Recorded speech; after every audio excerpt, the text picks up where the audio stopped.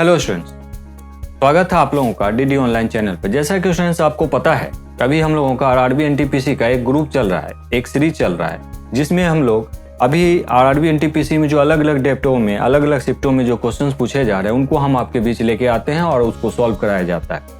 और जो needy students है, जरूरतमंद स्टूडेंट्स है, उनको उनसे फायदा पहुंचता है। तो स्टूडेंट्स, आज हम लोग 10 फरवरी को जो क्वेश्चंस अलग अलग डेटों में पूछे गए थे उनको आज हम लोग एनालिसिस करेंगे और देखेंगे कि किन किन चैप्टर से क्वेश्चंस पूछे गए थे।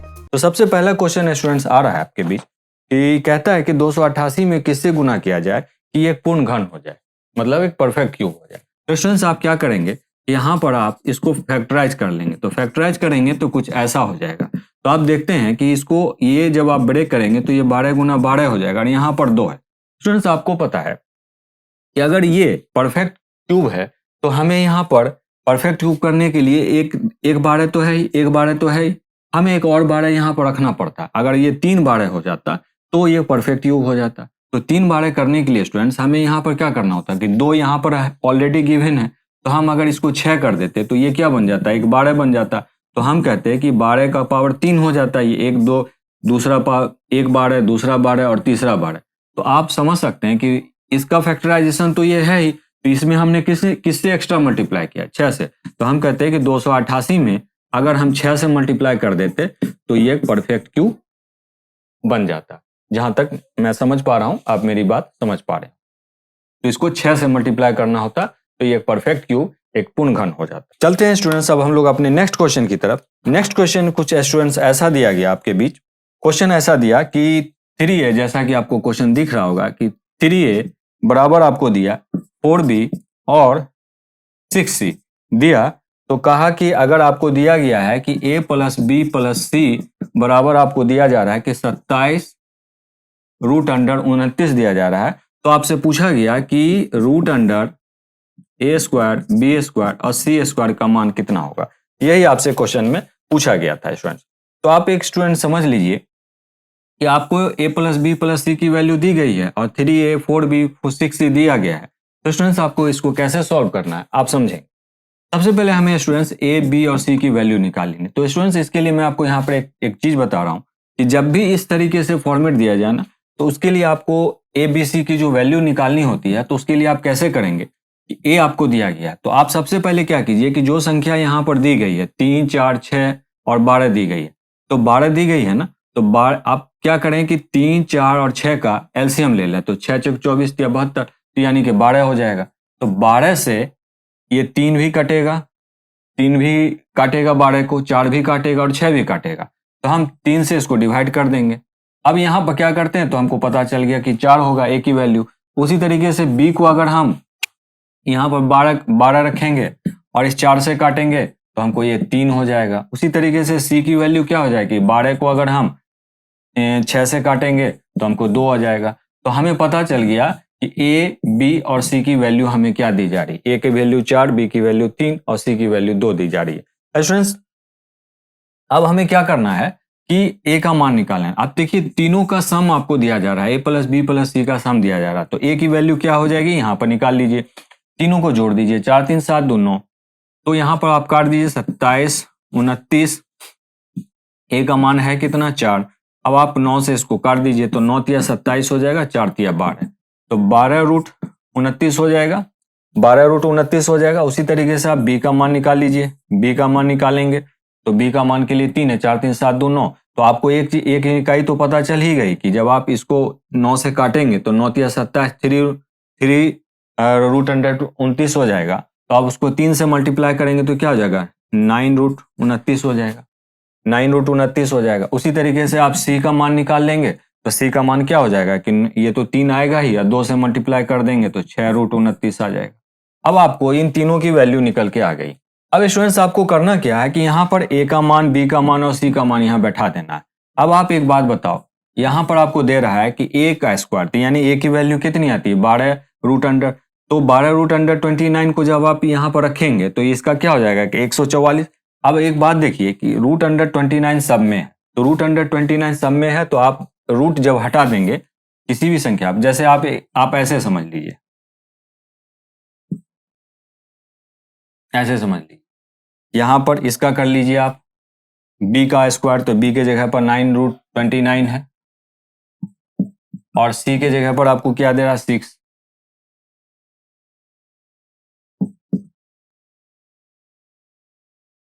अब आपको करना क्या है कि √29 कैंसिल हो जाएगा, तो आप सब में से, इन सब में से √29 बाहर आ जाएगा। तो आपको करना क्या, 12 का स्क्वायर 144 हो जाएगा, और 9 का स्क्वायर 181 हो जाएगा, और 6 का स्क्वायर 36 हो जाएगा। तो स्टूडेंट्स आपको पता चल गया कि यहाँ पर जब आप ब्रेक करेंगे तो इसको आप जोड़ लीजिए, 4 1 5 और 6 5 11, 11 हो जाएगा, 11 हो जाएगा, 11 और 4 3 4 8 4 12 3 15, और 15 6 30, कितना हो जाएगा, फिर से आप जोड़ लीजिए, 4 1 5 और 5 6 11, ठीक है। ये 29 तो आपको दिया ही गया है, और यहाँ पर आपका आ गया 8 4 12 12 3 15 और 15 15 और 6 15 6 ये हो जाएगा, और उसके बाद आपका हो जाएगा 261। अब आप इसको मल्टीप्लाई कर दीजिए, तो यहाँ पर आपका आ जाएगा कुछ ऐसा आ जाएगा, 29 गुने 29 गुने 2, 29 गुने 29 गुने 2, आपका सॉरी 9 आ जाएगा, सॉरी 9 आ जाएगा, यहाँ 2 नहीं बल्कि 9 आ जाएगा, यहाँ पर 9 आ जाएगा। अब आपको करना क्या है स्टूडेंट्स, यहाँ पर सबकी वैल्यू बैठा देनी है, 29 का स्क्वायर यहाँ पर लिख दीजिए, 29 हो जाएगा, और 9 का वर्गमूल हो जाएगा 3, तो 9 का वर्गमूल हो जाएगा 3, तो इसका मान हो जाएगा 87। यानी कहने का मतलब इसकी वैल्यू जो आएगी आपकी वो 87 आएगी। मेरे ख्याल से आप समझ पा रहे होंगे। यहाँ पर पहले मैंने ए का मान, फिर बी का मान और सी का मान यहाँ पर पुट कर दिया, और चूंकि 29 का √29 था, तो 29 को जब आप रूट को कैंसिल करेंगे तो 29 बाहर आ जाएगा। तो फिर मैंने 12 का स्क्वायर 144, 9 का स्क्वायर 81 और 6 का स्क्वायर 36 कर दिया। फिर इन सबको जोड़ा, तो इन सब का योग कितना आया, 261 आया। 261 आप ऐसे भी कर सकते हैं, 261 को आप यहाँ पर ब्रेक करेंगे तो 29 गुना 9 आ जाएगा, तो 9 9 81 हो जाएगा, 9 9 81 और 8 बचेगा, 9 दूना 18, 18 और 8 26, 261 आ जाएगा। इससे आपका मान निकल करके आ जाएगा। चलिए स्टूडेंट्स, चलते अब हम लोग अपने नेक्स्ट क्वेश्चन की तरफ। नेक्स्ट क्वेश्चन स्टूडेंट्स हमसे पूछा गया कि 10 लीटर के मिश्रण में 10 लीटर का एक मिश्रण है जो कि दूध और पानी से मिलकर के बना हुआ है, और जिसमें पानी 5%। अगर कहता है कि पानी को 2% करना हो तो उसमें कितना एक्स्ट्रा दूध मिलाया जाए। फिर से आप क्वेश्चन को समझिए। कहता है कि 10 लीटर का एक मिश्रण है जो कि दूध और पानी से मिलकर के बना हुआ है, जिसमें कहता है कि 5% पानी है, 5% पानी है। अब कहता है कि अगर पानी को 2% करना है तो उसमें कितना एक्स्ट्रा दूध मिलाया जाएगा। तो स्टूडेंट्स आप पहले क्वेश्चन को समझेंगे। क्वेश्चन कुछ ऐसा है कि 10 लीटर तो मिश्रण है जो कि दूध और पानी से मिलकर बना हुआ है, और कहता है कि उसके अंदर में 5% पानी है, तो 5% आप इसका निकाल लीजिए। अब यहां पर गौर करने वाली बात है कि पानी तो जितना है उतना ही रहा, इसमें कहा कि एक्स्ट्रा दूध मिलाया गया, तो पानी पहले जितना रहेगा बाद में भी उतना ही रहेगा, एक्स्ट्रा बढ़ेगा क्या, दूध। तो अब आप यहां पर देखिए कि 10 लीटर मिश्रण में 5% पानी था, अब पानी तो वही रहेगा। अब कहा गया कि 10 लीटर मिश्रण में आपको एक्स्ट्रा दूध मिलाना, तो मान लीजिए कि आपने L लीटर दूध मिलाया, तो अब ये जो पूरा जो मिश्रण हुआ, अब मिश्रण की मात्रा बढ़ जाएगी, क्योंकि पहले 10 लीटर था, अब कुछ भी यानी कि दूध की जो भी मात्रा आप इसमें ऐड करोगे उससे बढ़ जाएगा। अब उस पूरे मिश्रण का कितना परसेंट हो रहा है, वो पानी 2%, यानी पानी की ये मात्रा इस बढ़े हुए मात्रा का 2% हो जाएगा। तो आपको करना क्या है, यहां से इसको हटा दीजिए। अब यहां से आप ऐसे से भी काट सकते हैं, तो 2 5 10, तो आप कह देंगे कि 25 हो जाएगा। अब यहाँ पर 10 लीटर, तो अब यहां से अगर आप L रखेंगे तो 25 में से अगर आप 10 माइनस करेंगे तो आपको 15 लीटर आंसर निकल करके आएगा। यानी कहने का मतलब है स्टूडेंट्स कि आपको 15 लीटर इसके अंदर में दूध मिलाना पड़ेगा, जिससे कि पानी तो पहले जितना था उतना ही रहा। अब पहले, क्योंकि जाहिर सी बात है कि जिसकी मात्रा बढ़ेगी उसका परसेंटेज बढ़ेगा, और पहले जो था उसकी मात्रा घट जाएगी, यानी कि पानी अब बढ़े हुए मात्रा का 2% हो जाएगा, और पहले जितना था वो, यानी कि दोनों के दोनों स्थिति जो होगी उसकी वो बराबर होगी। तो आपका फाइनल आंसर आएगा कि आपको 15 लीटर दूध इसमें मिलाना पड़ेगा। नेक्स्ट क्वेश्चन स्टूडेंट्स आपसे पूछा जा रहा है कि बेलन और शंकु का त्रिज्या का अनुपात क्या होगा अगर उनके आयतन तथा ऊंचाई दोनों समान हो। स्टूडेंट समझिएगा, क्वेश्चन कह रहा है कि बेलन और शंकु के त्रिज्या का अनुपात, बेलन का और शंकु के त्रिज्या का अनुपात क्या होगा अगर उनके आयतन तथा ऊंचाई दोनों समान है। स्टूडेंट पहले आपको यह समझना पड़ेगा कि बेलन, पहले क्वेश्चन में कहता है बेलन, तो बेलन जो होता है वो कुछ ऐसा होता है, बेलन जो होता है कुछ ऐसा होता है, तो इसका जो आयतन होता है वो वॉल्यूम होता है पाई आर स्क्वायर एच। तो यहाँ हम क्या करते हैं, इसका जो आयतन होता है बेलन का वो ये ऐसा होता है कि पाई, यहाँ हम मान लेते हैं कि R1 मान लेते हैं, R1 का स्क्वायर और H मान लेते हैं। ठीक है स्टूडेंट्स, अब दूसरा हम दे देते हैं शंकु, ये आ गया शंकु, इसका जो आयतन है, इसका आयतन V डैश मान लेते हैं। तो कहता है कि इसका V मान लेते हैं इसका आयतन और इसका V डैश मान लेते हैं। अब कहता है स्टूडेंट्स क्वेश्चन में कि जो इनका, पहले हम क्या करेंगे कि इनका शंकु का आयतन निकाल लेंगे, तो 1/3 पाई, इसका हम R2 मान लेते हैं, R2 स्क्वायर H। अब क्वेश्चन में जैसा कि आपको दिया जा रहा है, कहता है क्वेश्चन में कि त्रिज्या, बेलन और शंकु के त्रिज्या का अनुपात क्या होगा अगर उनके आयतन तथा ऊंचाई दोनों समान हो। अब नहीं, यहां पर आप V डैश नहीं मान लीजिए, क्योंकि कहता है कि उनका आयतन और ऊंचाई दोनों समान हो, तो आप दोनों का आयतन, इसका भी V मान लीजिए, इसका भी V मान लीजिए। अब यहाँ पर इनका आयतन भी समान था और ऊंचाई भी समान था, जैसा कि क्वेश्चन में दिया जा रहा है। तो पूछा गया आपसे कि इन दोनों का त्रिज्या का अनुपात क्या होगा। स्टूडेंट्स आप सबसे पहले यहाँ पर समझेंगे कि जो क्वेश्चन के अनुसार जो आपसे पूछा जा रहा है, तो आप क्या करेंगे, यहाँ पर इन दोनों का आयतन जो, क्योंकि त्रिज्या का अनुपात पूछा जा रहा है, तो त्रिज्या का अनुपात निकालने के लिए आप क्या कर देंगे स्टूडेंट्स, तो दोनों का आप पहले कंपैरिजन कर लेंगे, क्योंकि इसका आयतन और इसका आयतन दोनों तो सेम ही है। तो आप क्या करेंगे, यहाँ पर रख दीजिए ऐसा कुछ, यहाँ पर आपको सिंपली क्या कर देना है, क्वेश्चन को इस तरीके से चेंज कर देना है स्टूडेंट्स, कि यहाँ पर आपको दोनों को इक्वेट कर देना है, और इक्वेट जैसे ही आप करेंगे तो आपको फाइनल आंसर जो निकल करके आएगा वो क्या निकल के आएगा, आप बराबर कर दीजिए, क्योंकि दोनों ही स्थिति आपकी दी जा रही है। जैसे R का स्क्वायर यहाँ H हो गया, और यहाँ पर आप कर दीजिए 1/3 पाई R2 का स्क्वायर H। ठीक है स्टूडेंट्स, अब आपको करना क्या है, पाई का तो कोई यूज हुआ ही नहीं, इस H को भी आप काट दीजिए।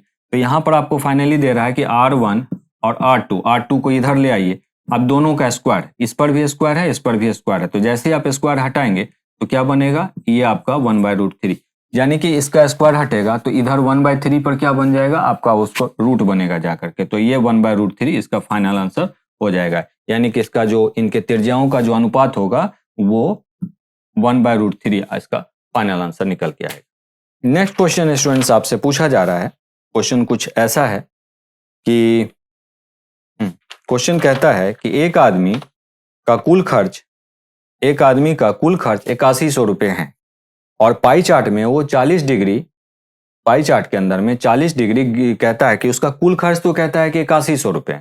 अब कुछ पाई चार्ट रहा होगा, वो मेरे पास नहीं आया क्वेश्चन, तो कुल पाई चार्ट का मान तो कुछ रहा होगा, तो वो मैं नहीं जानता हूं कि कितने डिग्री का कितना कोण रहा होगा, लेकिन जो क्वेश्चन मेरे पास आया वो ये था कि एक आदमी का कुल खर्च 8100 रुपया है, और पाई चार्ट में वो 40 डिग्री गृह कार्य का कोण बना रहा है। 40 डिग्री जो बन रहा है वो गृह कार्य का कोण बन रहा है। तो कह रहा है कि गृह कार्य का खर्चा कितना होगा स्टूडेंट।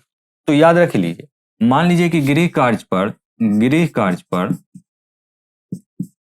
पर खर्च जो हुआ वो आप ऐसे मान, अब आपको साफ साफ दिया जा रहा है कि पाई चार्ट के अंदर में जो गृह कार्य है उसका कोण बन कितना रहा है, 40 डिग्री, तो आप 40 डिग्री ऊपर रख लीजिए।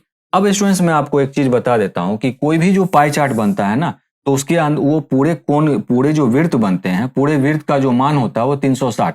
अब मान लीजिए कि मैं कहूं कि इतना सा पार्ट बन रहा है, अब ये आपका 40 डिग्री बन रहा है और ये आपको गृह कार्य को शो कर रहा है, तो इतने सा का ही वैल्यू, अब कुछ आगे भी रहा होगा, मान लीजिए इस तरीके से कोण अलग अलग रहे होंगे सबके, तो यहाँ पर हमसे सिर्फ पूछा गया कि गृह कार्य का खर्च कितना होगा, और वो कोण कितना बना रहा है, 40 डिग्री। तो आपको दिखता है कि पूरा जो वृत्त होता है वो 360 डिग्री का बनाता है, और इस पूरे ही पाई चार्ट में वो पूरा जो खर्चा दिखा रहा है, इस पूरे का खर्चा वो 8100 रुपया दिखा रहा है। तो हम कहेंगे कि पूरे उसका कितना भाग होगा, यानी ये वाला जो पार्ट है इस पूरे वृत्त का कितना भाग है, तो 40/360 कर देंगे, और यहाँ पर हम 8100 कर देंगे, तो 40 9 बार में कट जाता, 9 9 81 हो जाएगा, यानी कि कुल 900 रुपया वो गृह कार्य पर खर्च करता है। स्टूडेंट मेरे ख्याल से आपको समझ में आया होगा।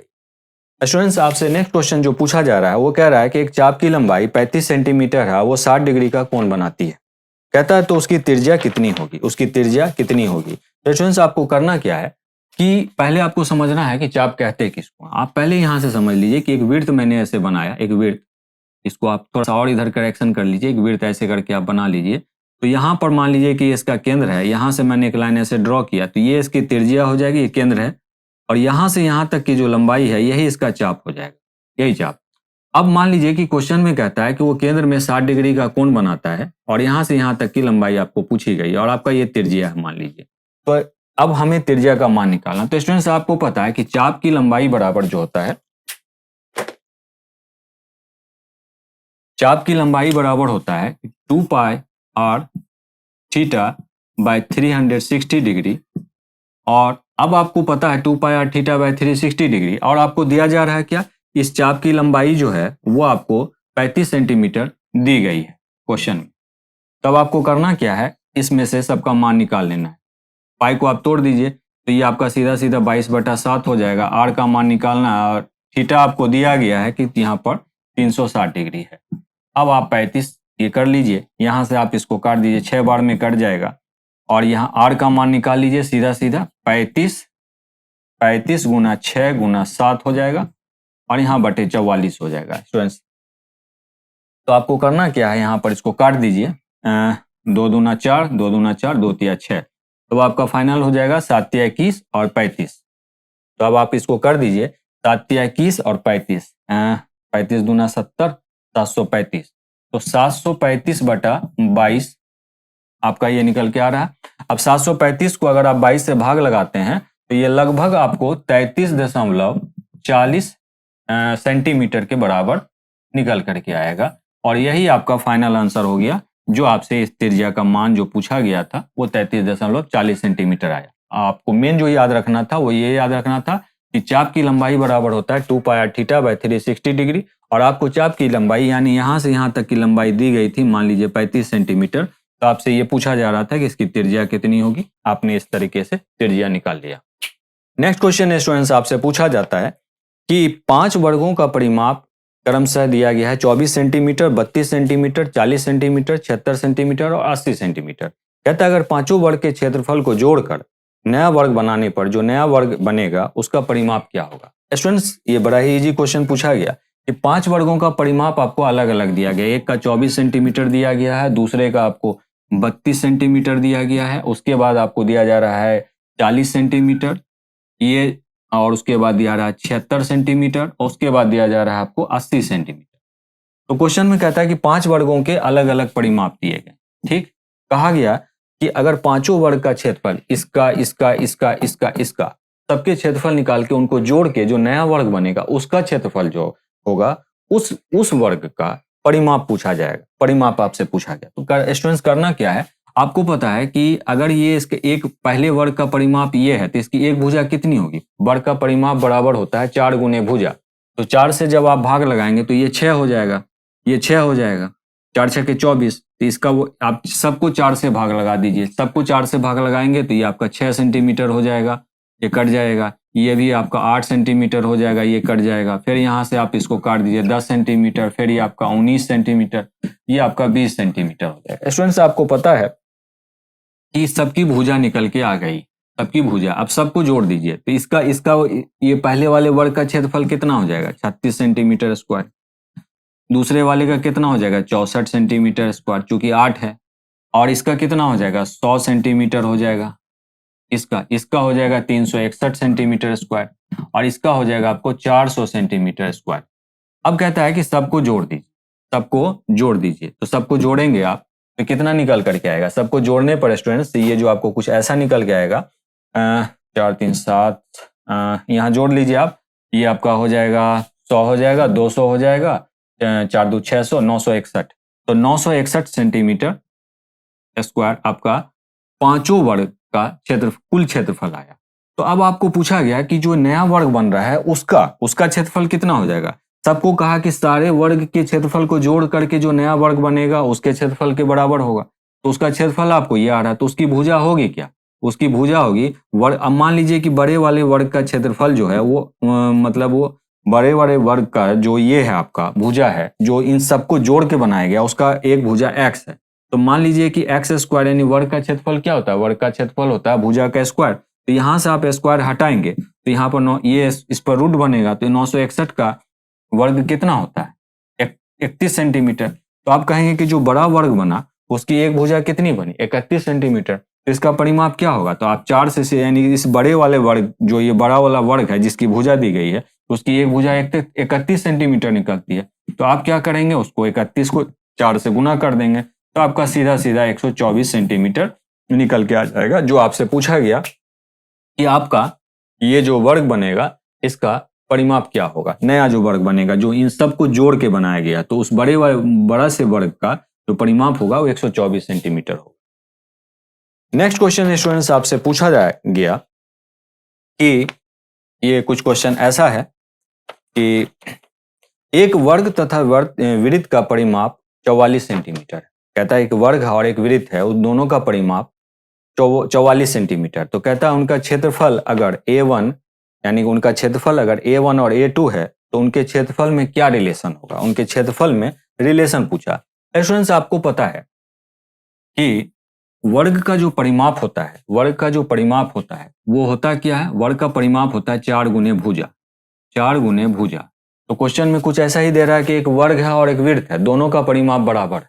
तो आप कहेंगे कि वर्ग का जो परिमाप होगा 4 गुने भुजा और वो हो जाएगा 44 सेंटीमीटर। तो आप कहेंगे कि इसकी भुजा होगी क्या? 11 सेंटीमीटर। तो इस वाले यानी वर्ग का जो क्षेत्रफल होगा वो कुछ कैसा बनेगा? वर्ग की भुजा का स्क्वायर, तो भुजा इसकी ये निकल के आ रही है तो आपका हो गया इसका 121 सेंटीमीटर स्क्वायर होगा। ये तो आपका निकल करके आ गया, जो वर्ग है उसका क्षेत्रफल निकल के आ गया। अब स्टूडेंट्स आगे कहता है कि जो वृत्त है उसका भी परिमाप 44 सेंटीमीटर ही है। तो वृत्त का परिमाप नहीं होता है स्टूडेंट्स, एग्जैक्टली अगर कहा जाए तो उसका सरकमफ्रेंस यानी परिधि होती है। तो आप कहेंगे कि वृत्त की जो परिधि है वो होता है 2 पाई r। तो ये भी आपका 44 सेंटीमीटर दे रहा है। तो स्टूडेंट्स आप यहाँ पर एक बात ध्यान दीजिए कि इसमें r आपको निकालना, तो r कैसे निकालेंगे? इसको जब आप तोड़ेंगे तो 44/7 आएगा, तो 44 गुने 7 और वो 44 नीचे आ जाएगा, जब इससे मल्टीप्लाई होगा तो 44 कट जाएगा तो इसका 7 सेंटीमीटर हो जाएगा। तो आपको पता है स्टूडेंट कि जो वृत्त होता है उसका क्षेत्रफल होता कितना है, उसकी त्रिज्या तो आपको दे दी गई, तो उसका क्षेत्रफल होता है पाई r स्क्वायर, पाई r स्क्वायर वृत्त का क्षेत्रफल। तो पाई का मान आप यहाँ लिख दीजिए और r का मान आपको दिया जा रहा है, तो r गुने 7 सेंटीमीटर स्क्वायर कर दीजिए, तो 7 कट गया 154 सेंटीमीटर स्क्वायर हो जाएगा। ये 154 सेंटीमीटर जो निकल के आएगा वो निकल के आया जो वृत्त है, यानी कि ये वृत्त है और ये वर्ग है। तो ये वर्ग का क्षेत्रफल आपको 121 सेंटीमीटर निकल के आया और जो वृत्त है उसका क्षेत्रफल 154 सेंटीमीटर स्क्वायर निकल के आया। तो अगर आप दोनों का रिलेशन निकालेंगे तो आप ये कह सकते हैं कि वृत्त का जो क्षेत्रफल है, कहा गया क्वेश्चन में कि जो इसका क्षेत्रफल है यानी कि वर्ग का क्षेत्रफल है, इसका क्षेत्रफल को तो A1 माना गया इसको, और इसके क्षेत्रफल को A2 माना गया। तो आप साफ साफ कह सकते हैं कि इसका जो क्षेत्रफल है यानी कि A2 A1 से बड़ा है। तो आप ऐसे लिख सकते हैं कि A2 is greater than A1। आप ऐसे रिलेशन में डाल सकते हैं, आप फाइनल आंसर ऐसे भी दे सकते हैं। तो यही आपका फाइनल आंसर हुआ, यानी कि वृत्त का जो क्षेत्रफल है वो वर्ग के क्षेत्रफल से बड़ा है, यानी कि A2 A1 से बड़ा है।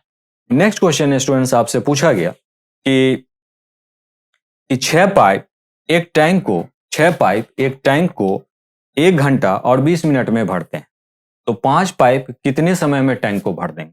तो स्टूडेंट्स आप पहले इसको आप समय और कार्य से रिलेटेड क्वेश्चन पूछा गया। क्वेश्चन कहता है कि 6 पाइप है, कहता है कि 6 पाइप को एक टैंक है जिसको 1 घंटा 20 मिनट में भरते हैं। तो 1 घंटा 20 मिनट का मतलब होगा स्टूडेंट्स, अगर आप 1 घंटा 20 मिनट को मिनट में कन्वर्ट करेंगे तो 1 घंटा बराबर 60 मिनट और 20 मिनट उसमें और जोड़ देंगे तो 80 मिनट, यानी कि 6 पाइप 80 मिनट में किसी टंकी को भर देते हैं। तो एक पाइप को भरने में कितना लगेगा? 8 6 48 480 मिनट लगेगा। अब यहां पर कहता है कि 5 पाइप उसी टैंक को कितने समय में भर पाएंगे?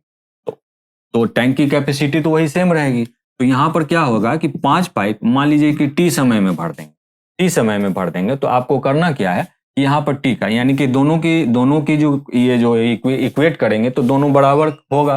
तो जितना समय ये लेगा उतना समय ये लेगा, लेकिन उसके लिए उस 5 पाइप को उतना समय लेना पड़ेगा जिससे कि दोनों ही स्थितियां बराबर हो जाए। तो आप क्या कहेंगे कि 6 गुना 80 और बटा 5। तो आप इसको कुछ ऐसे काटेंगे, 5 से इसको काट दीजिए तो 5 एकम 5 5 6 30, यानी कि 96 मिनट। तो 96 मिनट से अगर आप दे रहा, तो अगर आप इस 96 मिनट को आप घंटे में तब्दील करेंगे तो इसका मतलब होगा कि 60 + 36 यानी कि 1 घंटा एंड 36 मिनट, यानी कि 1 घंटा 36 मिनट में वो 5 पाइप जो होगा उस टंकी को भर देगा। नेक्स्ट क्वेश्चन और आज के लिए लास्ट क्वेश्चन स्टूडेंट्स आपसे पूछा गया क्वेश्चन कुछ ऐसा था कि 10 13 पाई बटे 2 12, इसका मान 13 पाई बटे 2 का मान कितना होगा, ये क्वेश्चन आपसे पूछा गया। तो स्टूडेंट्स आप सबसे पहले क्वेश्चन को समझिए। आपको करना क्या है, पहले इसकी वैल्यू को निकाल लेना है। आपको पता है स्टूडेंट्स कि पाई का मान होता है 180 डिग्री। आप यहां से काट दीजिए 12 एकम 12, 12 25 60। तो आप यहाँ पर कुछ ऐसा लिख सकते हैं कि जब आप इसको तोड़ेंगे तो कुछ ऐसा निकल कर गएगा 15 एकम 15 दहाई के 10, 15 या 45, यानी कि 195 डिग्री आपका निकल के आएगा। तो स्टूडेंट्स आप याद रख लीजिए 195 को अगर आप लिखेंगे तो आप कुछ ऐसा लिखेंगे, आप 195 डिग्री को आप कुछ ऐसे लिख सकते हैं, आप 180 प्लस ये। स्टूडेंट्स आपको पता है कि जब आप फोर्थ क्वाड्रेंट में आते हैं, ऐसे समझ लीजिए कि फर्स्ट क्वाड्रेंट में तो जितने भी होते हैं कि सब के सब पॉजिटिव होते हैं। सेकंड क्वाड्रेंट में सिर्फ साइन और कॉसेक जो होता है वो पॉजिटिव होता है। और थर्ड क्वाड्रेंट में, ये सेकंड क्वाड्रेंट है, और थर्ड क्वाड्रेंट में क्या होता है कि टेन और कॉट जो होता है वो पॉजिटिव होता है। अब यहां से 90 होता है, यहां से 180 होता है। 180 प्लस का मतलब है कि आप 180 प्लस का मतलब है कि आप थर्ड क्वाड्रेंट में आ गए, थर्ड क्वाड्रेंट में, और यहां से ये फोर्थ क्वाड्रेंट है, तो यहाँ पर 10 और कॉट जो होता है वो पॉजिटिव होता है।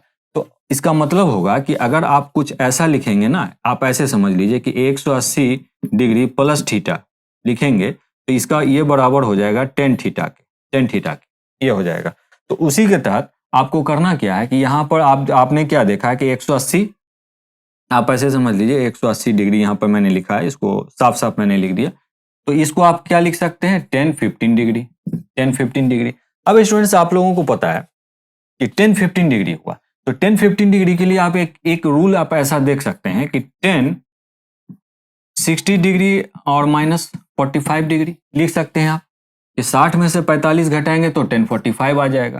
तो स्टूडेंट्स आपको, और हाँ एक चीज मैं यहाँ और बता दूं कि पहले में तो सब पॉजिटिव होगा, दूसरे में साइन और कॉसेक होगा, और तीसरे में 10 और कॉट पॉजिटिव होगा, और फोर्थ क्वाड्रेंट में कॉस और सेक जो होगा वो पॉजिटिव होता है। स्टूडेंट्स इस चीज को आप हमेशा याद रखेंगे। तो यहाँ पर जब हम वापस से हम अपने क्वेश्चन पर आते हैं तो इसको हम कुछ ऐसा लिख सकते हैं कि ये जब डिस्ट्रीब्यूशन होता है ना, तो ये एक्चुअली ऐसा होगा आपका 10-60 डिग्री और 10-45 डिग्री और 1 प्लस यहाँ पर आपका आ जाएगा 10-60 डिग्री और इंटू 10-45 डिग्री। स्टूडेंट्स कुछ ऐसा सिचुएशन यहाँ पर निकल करके आएगा। अब ये एक्चुअली होता कैसे है, मैं यहाँ पर आपको एक अलग से बता दूं, इसका डिस्ट्रीब्यूशन यहाँ पर आपको सॉल्व करने में आसानी होगा। अगर आपको कुछ ऐसा दिया रहे ना 10a - b, तो इसकी वैल्यू होती है 10a - 10b और 1 प्लस 10a इंटू 10b। ये कुछ ऐसा होता है। इसी रिलेशन पर मैंने इसको तोड़ा है। अब आपको करना क्या स्टूडेंट्स, फटाफट इसकी वैल्यू बैठा देनी है। आपको पता है कि 1060 की वैल्यू होती क्या है, यहाँ पर 1060 की वैल्यू होती है √3। 1060 की वैल्यू क्या होती है √3, और 1045 की होती है 1। अब यहाँ पर आप 45 की वैल्यू तो 1 ही आएगी, तो ये आप कुछ ऐसा लिख सकते हैं 1060 की वैल्यू तो वही √3 आएगी, और यहाँ पर आपका 1 हो जाएगा। अब आपको इसको सॉल्व कर लेना है। तो इसको सॉल्व करने के लिए स्टूडेंट्स एक चीज हमेशा याद रख लीजिए कि आपको करना क्या है सॉल्व करने के लिए, कि इसको आप रेशनलाइज कर लीजिए। कुछ इसमें बहुत सारी बातें थी। एक तो ये फार्मूला मैंने आपको लिख दिया मेन, यहाँ पर अगर ये फार्मूला आपको याद होता तो आप धड़ाधड़ इस वैल्यू पुट करके आंसर निकाल सकते थे। और यहाँ पर भी मैंने क्वाड्रेंट में समझा दिया कि अगर आपका थर्ड क्वाड्रेंट में आते तो 10 कॉट पॉजिटिव होता है, और यहाँ इसका अगर 180 प्लस थीटा पूछा जाए 10 के लिए तो 1030 होता है। अब ये सारी बातें हो गई, तो इसमें 2-3 बातें जानने के लिए आपको मिला, और अब आपको फाइनली हम कह रहे हैं कि इसका आंसर क्या होगा। तो इसको आपको रेशनलाइज कर देना है। तो रेशनलाइज करने के लिए स्टूडेंट्स याद रख लीजिए कि अगर आपको ऐसा प्लस दिया रहे ना, तो सब कुछ वही लिखना हो इधर, रेशनलाइजेशन जिसको परमयीकरण कहा जाता है। तो आप कुछ यहाँ पर ऐसे लिख दीजिए, इसका जस्ट उल्टा हो जाएगा। तो आप ऊपर में क्या दिखता है आपको, ये a + b into a - b है। तो ऊपर की वैल्यू क्या हो जाएगी कि √3 - √3 1, √3 - 1 √3 - 1। तो इसका आप कुछ ऐसे लिख सकते हैं। और नीचे यहाँ क्या हो जाएगा, √3 कैंसिल हो जाएगा। ये a plus B, a minus B का मतलब क्या होता है, a square minus B square. तो यानी कि a square minus B square मतलब 3 माइनस 1 हो जाएगा, दैट मीन्स 2 हो जाएगा यहाँ पर। अब आपको करना क्या है स्टूडेंट्स, इसको यहाँ पर सॉल्व कर लेना है। मैं यहाँ पर थोड़ा सा स्पेस की कमी हो रही है, मैं यहाँ पर सॉल्व करा देता हूँ आपको। यहाँ पर आप फाइनली देख लेंगे कि इसको आप सॉल्व कर लीजिए। a माइनस बी का होल स्क्वायर, तो a माइनस बी का होल स्क्वायर क्या होता है, a का स्क्वायर प्लस b का स्क्वायर, यानी कि √3 कैंसिल हो जाएगा तो 3 हो जाएगा, 3 प्लस 1 यानी कि 4 हो जाएगा, सॉरी माइनस है तो यहाँ पर आप माइनस कर लीजिए, 4 माइनस और 2ab तो यानी कि 2√3 और बाय 2।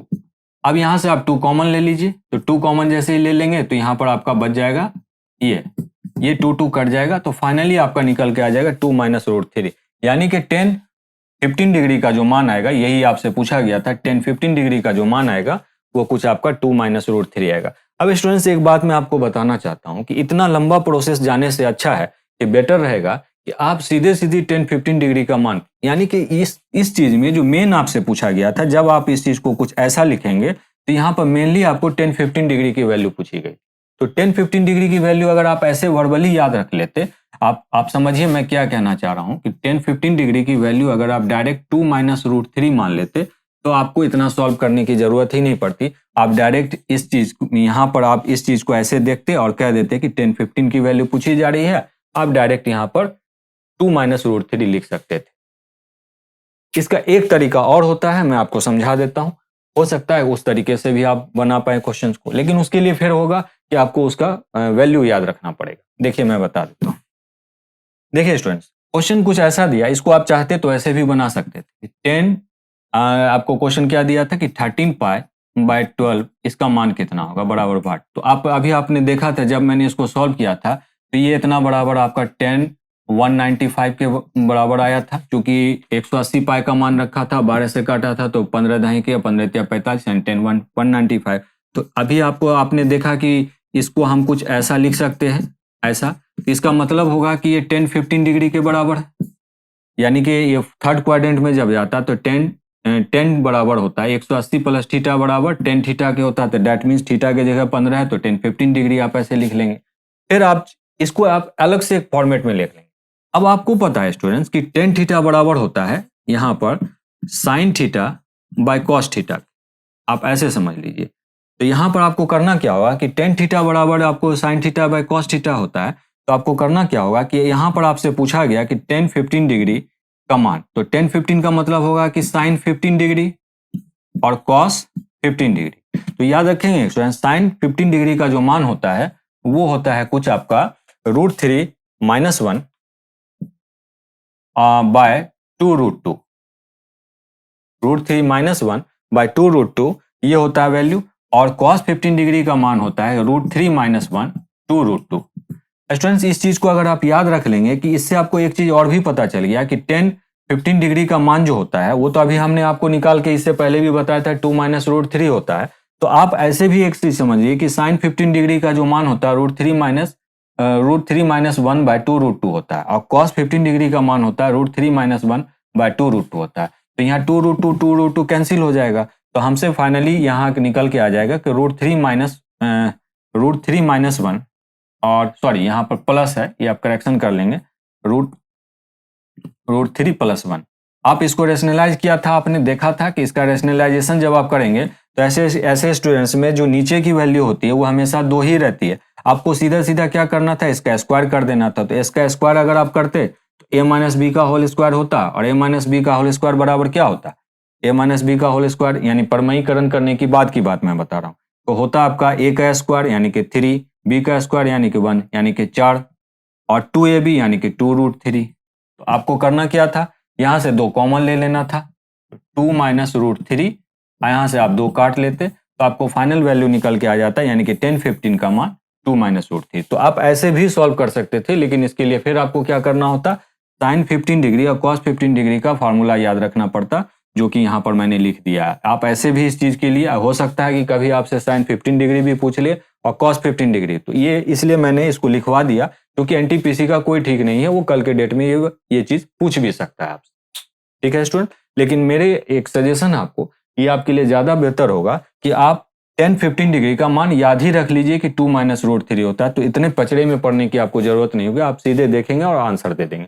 आप यहाँ पहुंचते हैं जैसे ही, तो आपको पता चल जाता है कि 10-15 डिग्री, आप फाइनल आंसर दे करके निकल सकते। तो चलिए स्टूडेंट्स, आज हम लोगों ने देखा कि 10 फरवरी को जो क्वेश्चंस पूछे गए थे, जो अलग अलग शिफ्टों में जो क्वेश्चंस पूछे गए थे, उनको आज हम लोगों ने एनालिसिस करने की कोशिश की। और जहाँ तक मुझे लगा कि जो क्वेश्चंस जो ज़्यादा इंपॉर्टेंट मुझे नज़र आए, मैंने उनको ही कलेक्शन किया, और उनको कुछ क्वेश्चंस डाउटफुल थे, इसलिए मैं उनको आपके बीच लेकर के नहीं आया। तो स्टूडेंट्स, मैं यही कहना चाहता हूँ कि जो मैं वीडियो अपलोड कर रहा हूँ वो आप लोगों के लिए काफ़ी इंपॉर्टेंट वीडियोज़, आप उनको प्लीज़ देखते रहिए। इससे आने वाले जो भी स्टूडेंट्स हैं जो आने वाले टाइम में एग्जाम को फेस करने वाले हैं एनटीपीसी के, उनको उससे काफ़ी फ़ायदा मिलेगा, जैसा मैं समझ पा रहा हूँ इस चीज़ को। तो स्टूडेंट्स, मैं इसके लिए यही कहूँगा कि आप लगातार हमारे चैनल से जुड़े रहें और हमारे चैनल को लाइक और सब्सक्राइब करते रहें, इससे हमें काफ़ी हिम्मत मिलेगी। तो चलिए स्टूडेंट्स, आपका वक्त काफ़ी कीमती है, मुझे पता है। फिर मिलते हैं हम लोग अपने नेक्स्ट वीडियो में, जो कि अपने नेक्स्ट डेट में जो क्वेश्चंस पूछे जाएंगे उनको मैं करवाऊंगा और आपके बीच लेकर के आऊँगा। तो फिर मिलते हैं स्टूडेंट्स अपने नेक्स्ट वीडियो में। तब तक के लिए thank you very much, be safe.